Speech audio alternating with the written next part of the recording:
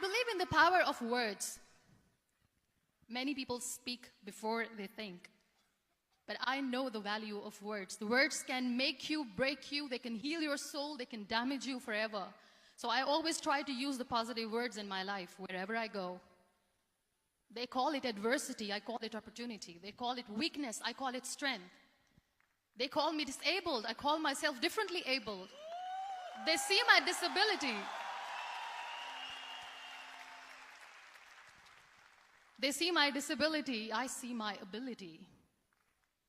And I'm going to share what exactly happened to me. I was 18 years old when I got married. I belonged to a very conservative family, a Baloch family, where good daughters never say no to their parents. My father wanted me to get married. And all I said was, if that makes you happy, I'll say yes. And of course, it was never a happy marriage. Just about after 2 years of getting married, about 9 years ago, I met a car accident. Somehow my husband fell asleep and the car fell in the ditch. He managed to jump out, saved himself. I'm happy for him.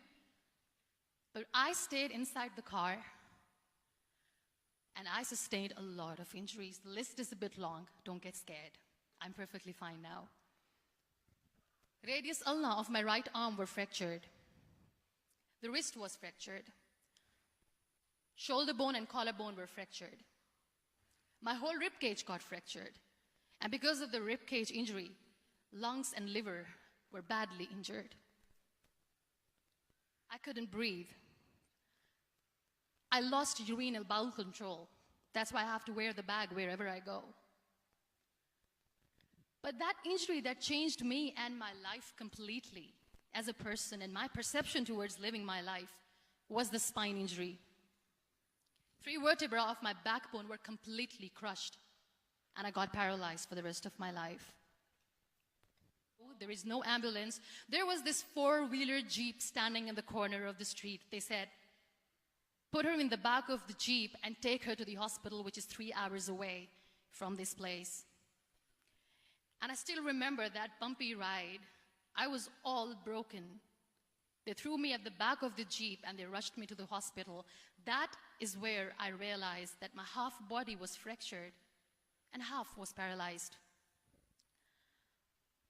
I finally ended up in a hospital where I stayed for 2.5 months. I underwent multiple surgeries. Doctors have put a lot of titanium in my arm. There's a lot of titanium at my back to fix my back.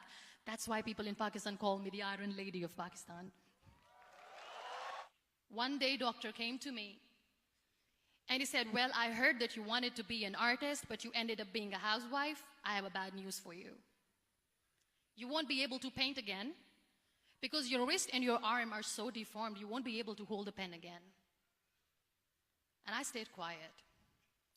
Next day, doctor came to me and said, your spine injury is so bad, you won't be able to walk again. I took a deep breath and I said, it's all right.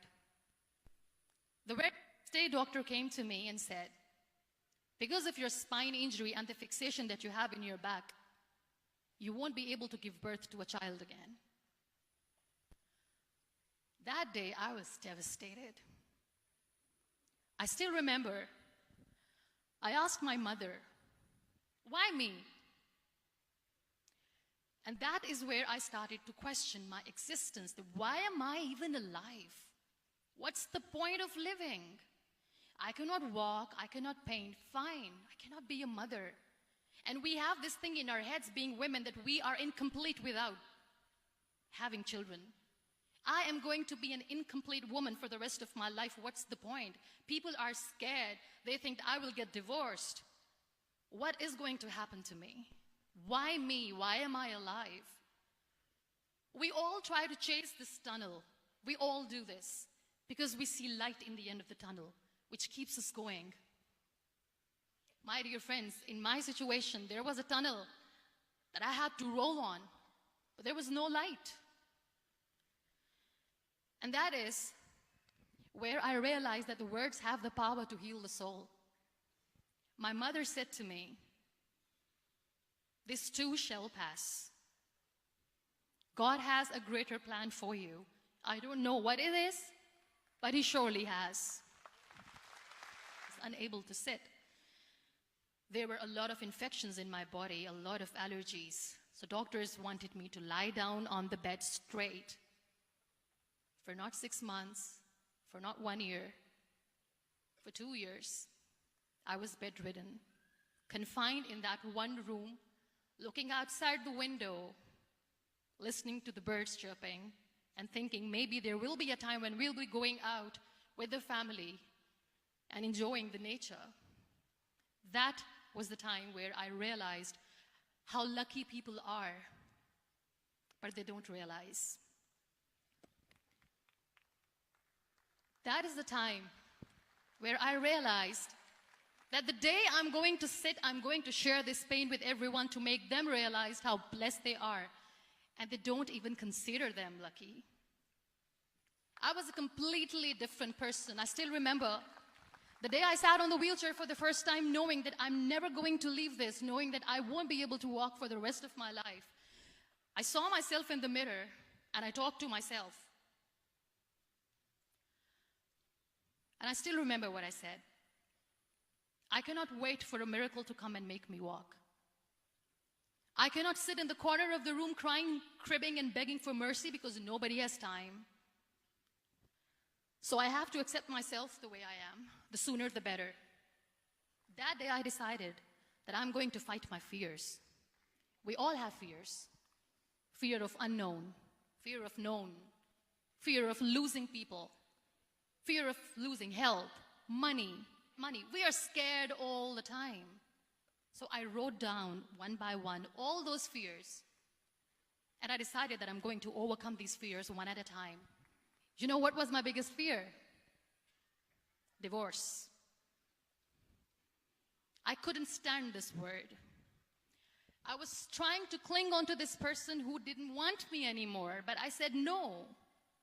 I have to make it work.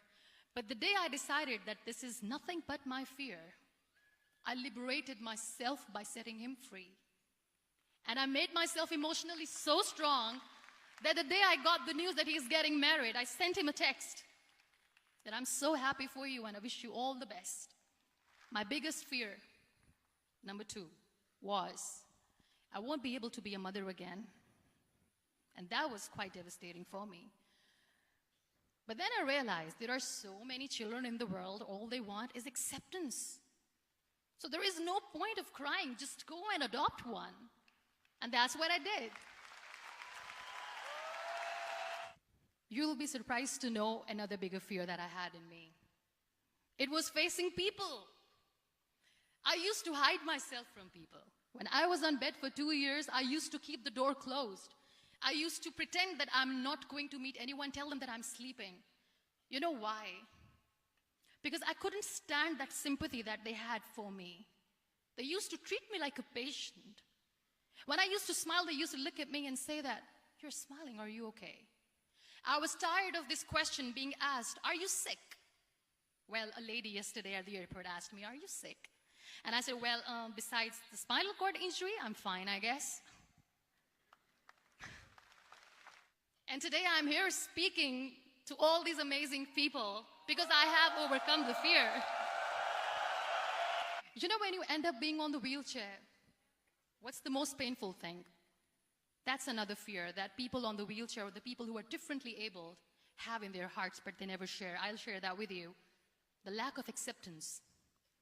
People think that they will not be accepted by the people because we, in the world of perfect people, are imperfects. So I decided that instead of starting an NGO for disability awareness, which I know will not help anyone, I started to appear more in public. I started to paint. I always wanted to. I have done a lot of exhibitions. I'm Pakistan's first wheelchair-bound artist. I have done a lot of modeling campaigns, different campaigns for brands like Tony and Guy. I am not going to let people use me for their polio campaigns where they will make you a victim and an emblem of misery and mercy and will say that, you know what, give polio drops to your children or they'll become like this girl. I decided that I'm going to join the national TV of Pakistan as an anchor person. And I've been doing a lot of shows for the last 3 years. So when you accept yourself the way you are, the world recognizes you. It all starts from within.